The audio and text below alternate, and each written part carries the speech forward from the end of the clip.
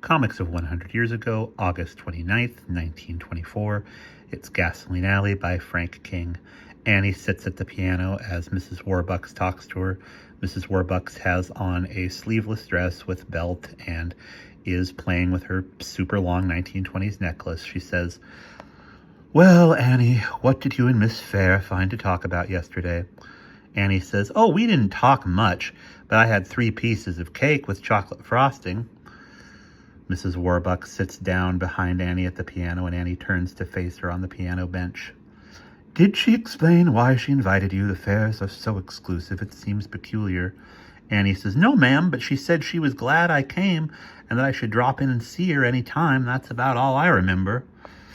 Mrs. Warbucks leaves the room as Annie leans on the piano. Mrs. Warbucks says, "Well, I confess I fail to see what a woman of Miss Fair's social position finds so interesting in your company." "Yes'm," says Annie. Annie sits in a big chair and looks at us, the reader, and she says, "Why should I tell her everything? Mrs. Warbucks trying to pump me is like trying to get hot tomato soup out of a cake of ice."